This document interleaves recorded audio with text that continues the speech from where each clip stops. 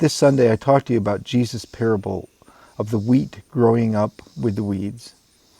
And I said that this is not a parable about some future event, but it has implications and is really designed to say something to us today.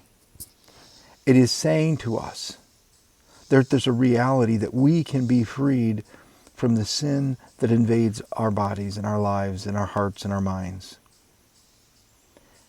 The Bible is pretty clear. All have sinned and fall short of the glory of God. In the book of 1 John it says, if we say we have no sin, we lie. We all struggle with sin in one form or another.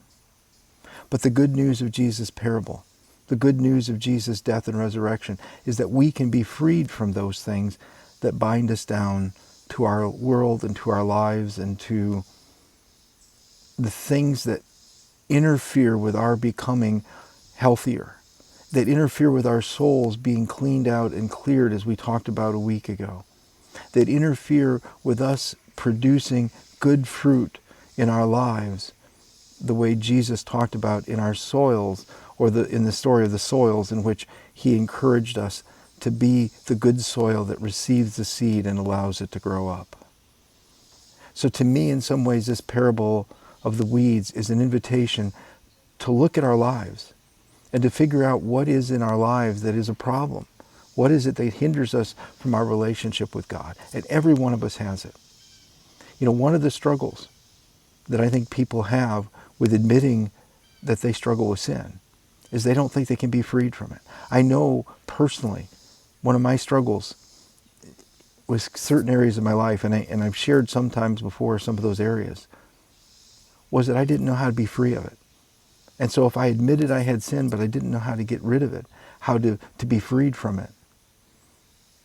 And it wasn't until I realized that it wasn't up to me in the end. I had to give myself to God and allow God to do the work in me, to transform me.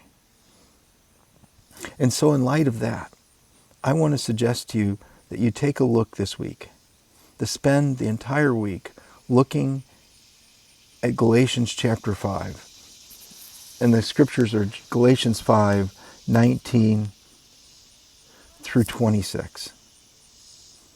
In this passage, it begins with talking about the acts of the flesh, that part of us that is still the sinful part.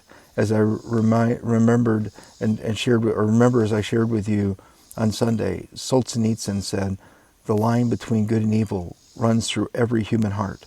So all of us are apt to give ourselves to the sins of the flesh. Some of them are, sexual immorality, jealousy, fits of rage, selfish ambition, dissensions, factions. I've shared before my struggles with selfishness and selfish ambition and other things like that.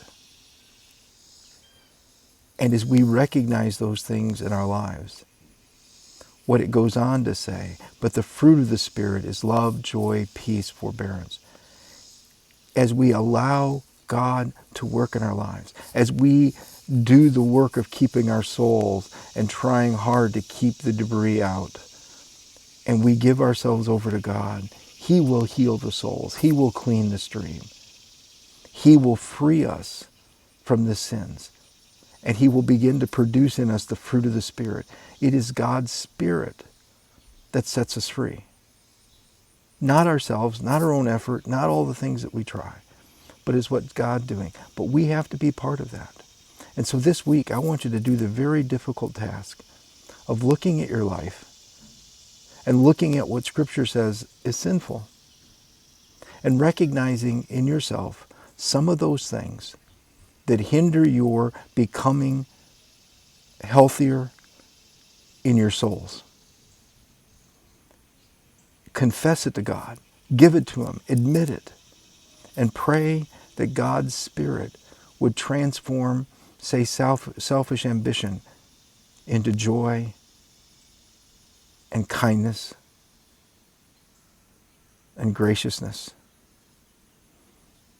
So, let me repeat.